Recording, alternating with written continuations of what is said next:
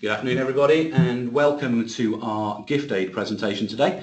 My name is Andy Cowie. I'm a director at James Cooper Creston, and I'm delighted to be joined by my two colleagues, Ian Miles and Sue Thomas, partner and senior manager respectively within our tax teams, and our resident gift aid experts.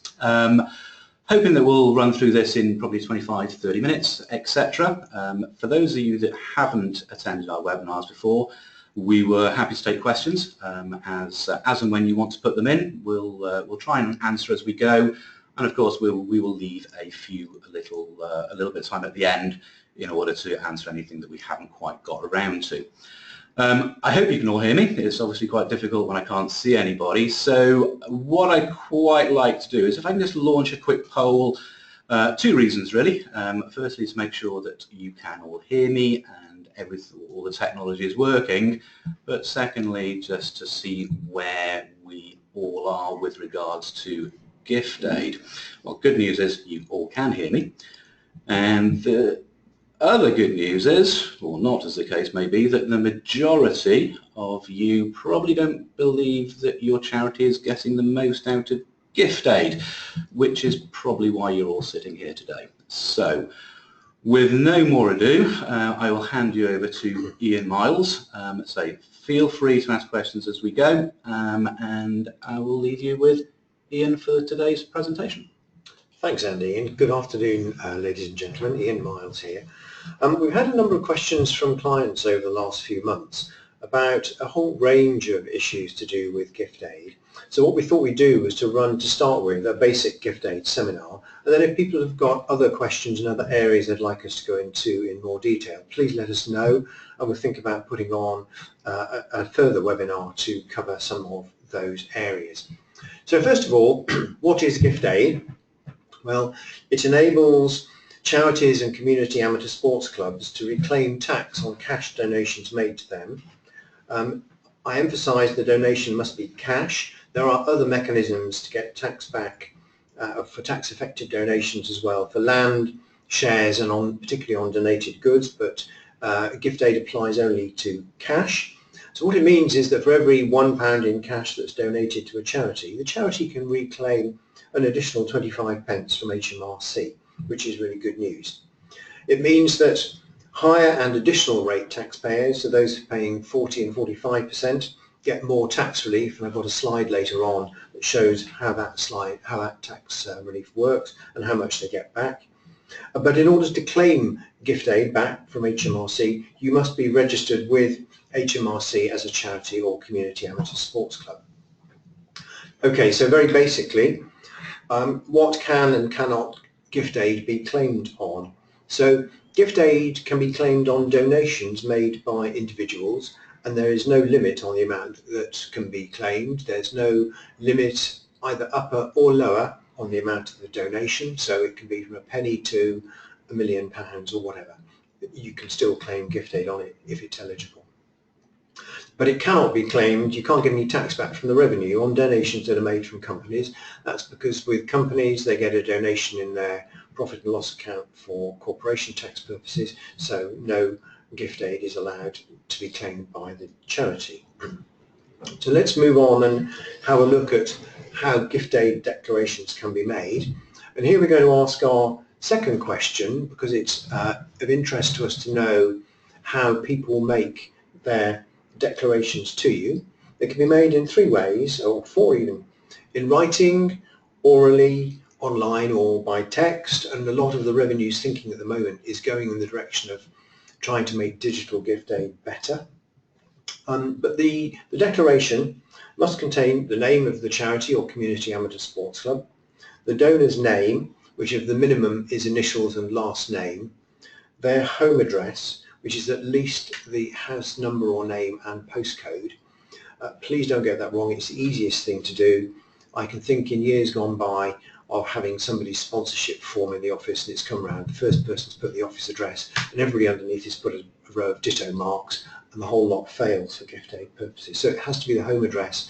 What the revenue want to be able to do is to tie the donation down to a particular donor.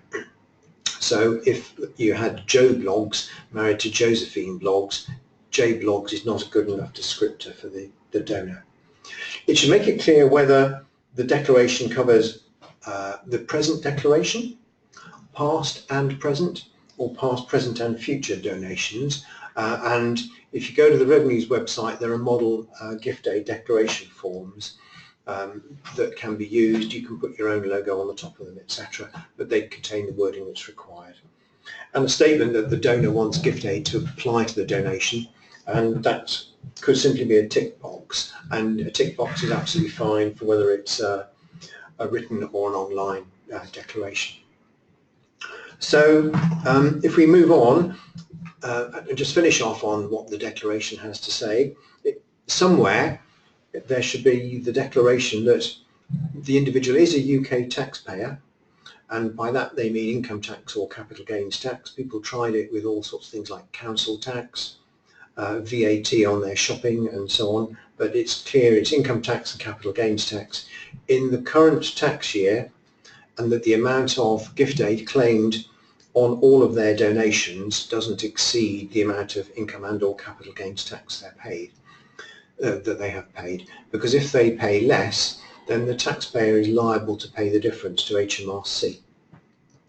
HMRC's latest guidance is obviously getting a little bit nervous that now that the £5,000 dividend allowance has come in, so the first £5,000 of dividends that somebody receives is tax-free, and for basic rate taxpayers the first £1,000 of bank interest is tax-free, they're concerned that there will be some people who make gift aid declarations who won't have paid sufficient tax. And so what they're recommending now is that charities publicise in their literature the gift aid declaration from time to time that I am a UK taxpayer and I pay enough tax to frank all of my donations that I've made in the tax year. And the gift aid declaration doesn't need to be signed. In addition, you don't need to be a UK resident person. All you have to have done is to have paid sufficient income and or capital gains tax to cover all your gift aid declaration payments made in the year. So specifically the revenues cover members of HM forces who are serving abroad, or any other non-resident, provided they have paid sufficient income and or capital gains tax in the year. So if we just look at record keeping, original declarations can be scanned and held on a database and the originals are destroyed, but they must be capable of being viewed and printed. So it's not good enough just to record the data and the date. You have to actually be able to produce a facsimile of the original document that was signed, if that's how it's kept. Where there are oral declarations, then it's quite okay to keep an audio recording, or if an audio recording is not meant, then you have to keep a record of a letter that was sent to the donor confirming the donor's verbal declaration, and the donor has a 30-day cooling off period. If a donor cancels their declaration, then you have to keep a record of cancelled declarations, including the date it was cancelled. So how long do you need to keep records for? Well, if it's a charitable trust or community amateur sports club, then they must keep their gift aid declarations for 6 years from the end of the tax year to which they relate. Charitable companies are slightly different because they have to retain their gift aid records for 6 years from the end of the accounting period to which they relate. And where you have an enduring gift aid declaration, so that's if I give one that says I want my all the payments I make under gift aid to cover the last 4 years, my current payments, and for as long as I tell you, then you have to keep them for 6 years from the date the last donation was made under gift aid. It is probably good practice to renew gift aid declarations once in a while, particularly if donors move house, to keep track of your donors. So, moving on, how are gift aid claims made? Well, they can be made either online or by paper, but whichever method is used, then there will be a schedule that's included where the details of gift aid donors and their donations and other income are entered. And on a practical point, the charity for which I'm a trustee makes its gift aid claims online. We had some difficulty when we started in getting the data out of our database in a form that the revenue spreadsheet would accept. And so actually what we did was we exported it to Excel and then uploaded that. And if you're going to do that for your first outing, it's probably worth trying it with just a couple of lines of data rather than 1,000 lines and then finding you've got an error, so you can put the format right before you've gone too far. Okay, so in order to make a claim online, you have to be recognised as a charity for tax purposes with HMRC. So if you're going to do it online, you register online on the government gateway and you add HMRC online account and register as a new user. As I said, you'll need to have a schedule, a spreadsheet as part of the claim, and you can either use the revenue spreadsheet, which takes up to 1,000 lines, or you can use commercial software. And at least one of the software providers that I can think of provides an export method that you can just upload to the Revenue's website. Alternatively, you can use form CHR1 and make the claim online, by paper. That form is available from HMRC, has to be signed by an authorised official or nominee or collection agency, and that's all to reduce the risk of fraud. And we have had, I won't say fun and games, we've had problems in one or two cases where one of the trustees has wanted to be the authorised individual, but there have only been two trustees, so he's been signing his own authorisation form, and that's taken HMRC a little bit of persuading to accept. So the time limits for making the claims for charitable trusts, 4 years from the end of the tax year to which the claim relates, and for charitable companies, 4 years from the end of the accounting period to which the claim relates. Just a couple of other points relating to claims. You can make them as often as you want, but if you make a small claim of less than £100 and you make the claim more than once a year, the revenue may not pay out on lots of £100. They may wait until they're aggregated and pay out on an annual basis. Where oral declarations are made, if the charity doesn't have an auditable recording, then the claim can only be submitted to HMRC once the written confirmation has been sent out to the donor. That doesn't mean that the donation they've made you is not eligible for gift aid. It merely means you can't claim the money back from HMRC until you've got evidence that you sent them the letter saying thank you very much for your gift aid claim, etc. It's quite possible to make aggregated claims for individual gift aid claims, provided they're not more than £20 each, but the suggestion is to use sensible descriptors so that the audit trail is easy to follow. I want to move on now to talk about sponsored events and claims. So, and this is a very good example of where you might make an aggregated claim of one line on the spreadsheet. So where an individual is sponsored to take part in a charity event, they can be sponsored under gift aid by individuals. The form, and I think there's one of these on the Revenue's website as well as a specimen, contains a tick for each line, so the donor puts their name in, all their details, they tick the box, there's one statement about you must have paid enough tax and so on. And then very often what happens is the individual goes round, collects all the money, pays it into their own bank account and either makes one bank transfer or makes out one cheque to the charity. If that happens, then clearly please make sure that the cheque equals the amount of money on the gift aid form, and if it doesn't, it's probably because one of the sponsors has disappeared, hasn't paid up or whatever, and you just need to take that line out. Please remember that the money that has been donated comes from the individual donors, not the person taking part in the charity event. So the person taking part in the charity event does not get gift aid relief, it's the individual donors who will get it, and we'll look at that a little bit later on.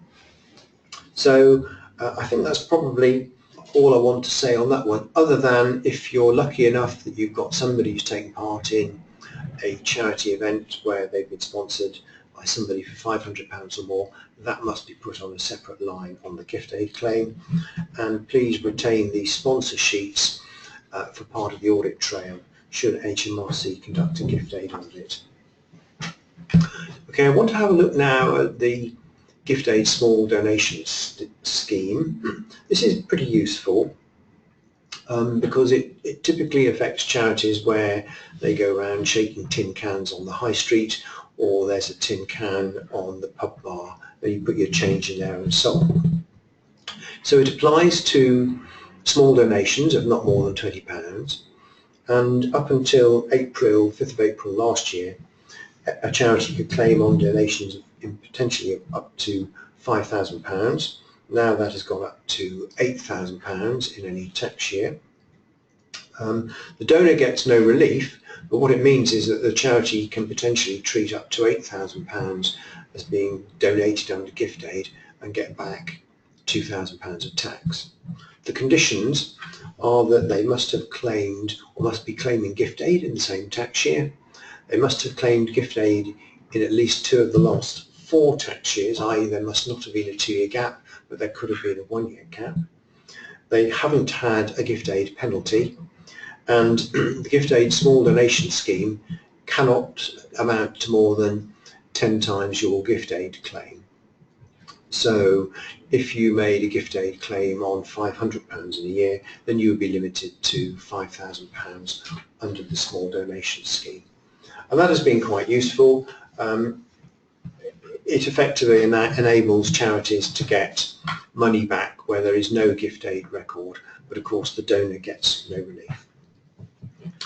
Now, in days gone by, before gift aid came along, there were deeds of covenant for charity, and under deeds of covenant the person who'd made the donation could get no benefit whatsoever. Gift aid is not as stringent, and you can provide benefits to a donor up to a limit and still claim gift aid on their donation. But this can be a tricky area, and I'd like to know at some stage, I don't think we've got a poll question today, but if anybody's found this to be a difficult area. What you do have to watch out is if a benefit is provided to somebody who is connected to the donor, and connected means the list that I've set out on the slide there. So not only is it your spouse or civil partner or relative, which includes sibling, ancestral, lineal descendant, but also their spouses or civil partners, or a company which is under the control of the donor or somebody connected with the donor. So it's actually fairly wide. So, you know, the first practical question is, who do you know who's connected with who? And in many respects, I think this is almost an unworkable system. And I'll come on to a couple of comments on that later. Okay, so a donor benefit is something that is provided to the person who's given you a donation as a consequence of them giving you some money. So if you give them the benefit as an inducement for them to then make a donation to you, that is not caught by the donor benefit rules. It's only if you say thank you afterwards. So there are some things that do and some things that don't get caught. So if somebody sponsors a concert or an event and you acknowledge them in the program, that's absolutely fine. That is accepted as not being a benefit, and if they get their name put in your marketing literature, that's accepted as not being a benefit. You'll say, well, what about places like the National Trust, where you make a donation to the National Trust under gift aid and you get the right to go into property for at least a year, and your family can go in as well? Well, there are specific rules to cover rights to view property. So provided that your gift aid donation is at least 10% more than the entry fee, then, and the admission right is for a year, then you can gift aid your way in. And my family and I went to Kew Gardens some years ago, and it didn't take me very long to work out that it was going to be cheaper for me to pay a year's subscription and gift aid my way into Kew Gardens, having paid the 10% more, than it would have been to buy us all tickets to go in. So it can actually be cheaper as well. I said family rules can apply, so you can get a family membership. If you have a donor and you then have a fundraising event in their honour. So let's say somebody gives you a big donation, so to say thank you, you throw a big gala dinner and they're invited, and provided it is a big gala dinner, the revenue accepts that you're doing it as a means of trying to raise more funds, then that's absolutely fine. That's not treated as a benefit. But if you have a very small private dinner in the honour of the donor, then that would be regarded as them getting a benefit as a result of the donation. And I put the last one in, naming rights, boats and buildings, because it has a very personal connection for me. I was connected at one stage with a boat club at a school that had racing boats, 8s and 4s and so on, and they bought a whole new load of boats, and so they auctioned the rights at their gala dinner to name the boats, and so people were naming singles and doubles quite happily, but then you'd find a table would club together and buy the right for a significant sum of money to name a racing 8. You then had to work out exactly who on the table was giving the gift aid declaration, or whether it was all of them and split between them. And at the end of a gala dinner, I had an awful lot of bits of gift aid declarations, which I had to try and tie up with subsequent events. Okay, so there are benefits which are set out, and where a donor makes a donation to a charity, there are 2 tests, and they both have to be met. First of all, there's the relevant value test, which means there's a maximum benefit you can get for a particular donation, and we'll look at that in just a minute.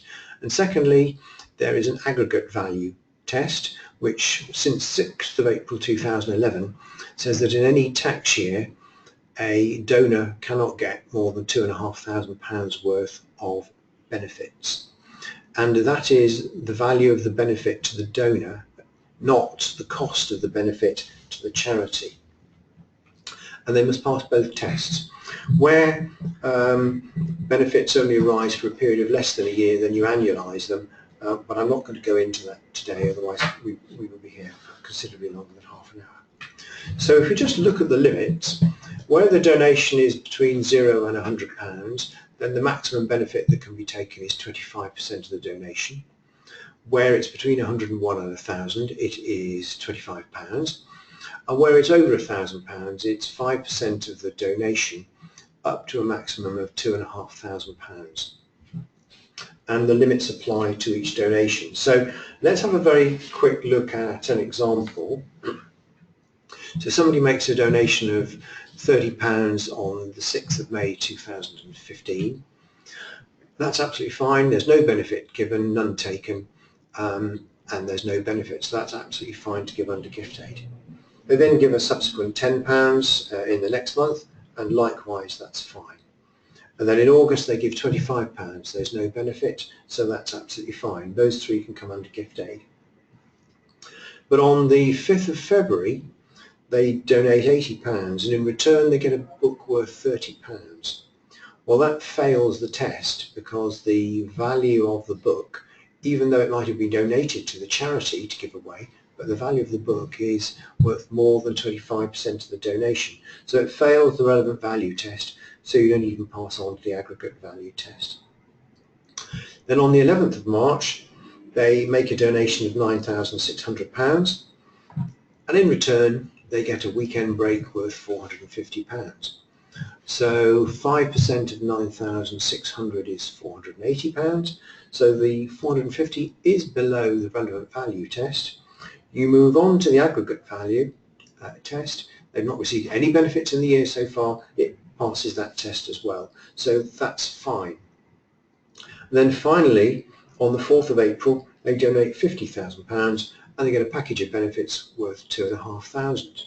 Well, that's okay for the relevant value test, because it doesn't foul the 5% test, but it fails the aggregate value, because although it's £2,500, you've already had £450 of benefits earlier in the year.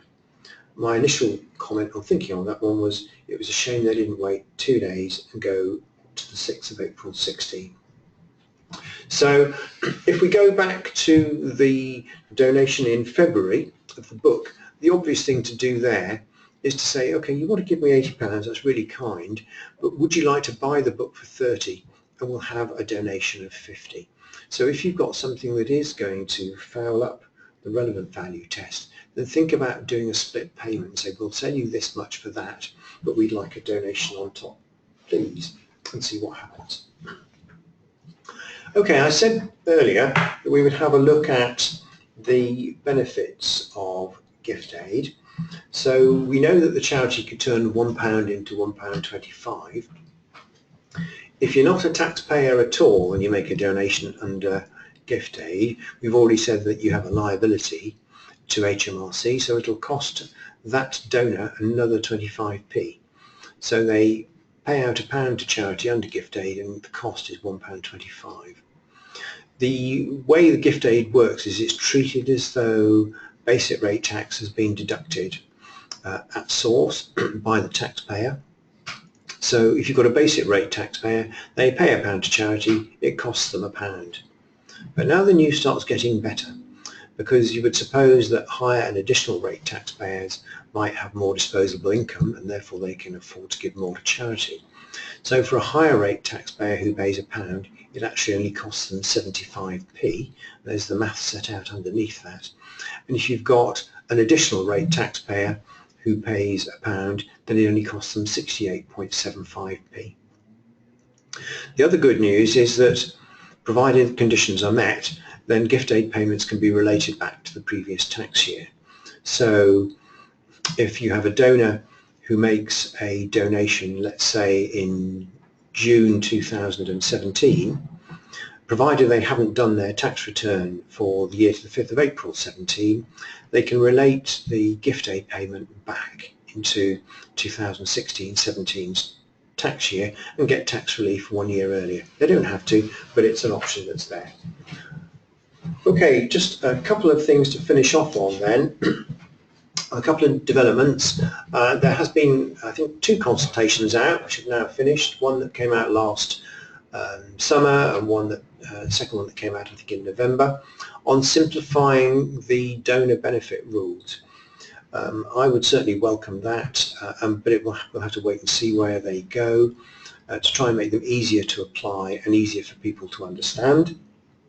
And finally, there are going to be new rules for intermediaries, so that if I phone up an intermediary and say, actually, I want to make this donation under gift aid, then the intermediary who may act for a number of charities, has the right to create a gift aid declaration on your charity's behalf and make my donation effective under gift aid.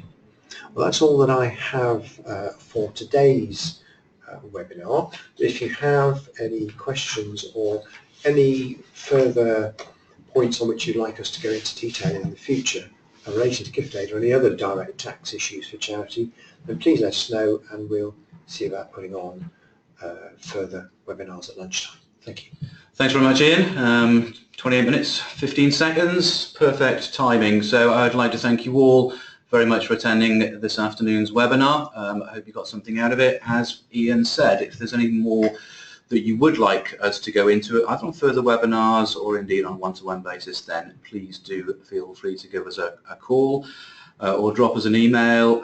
The usual disclaimer at the bottom of this slide, of course, it is for information only. Please do not rely on us for advice. If you want advice, please contact us directly. Further webinars are available on our website, so we'll be doing one in a couple of weeks after the budget and further ones into charities throughout 2017. Enjoy the rest of your day. Thank you so much for listening. We will send you a copy of this presentation, including an audio, for you to go through again at your leisure. Good afternoon to you all.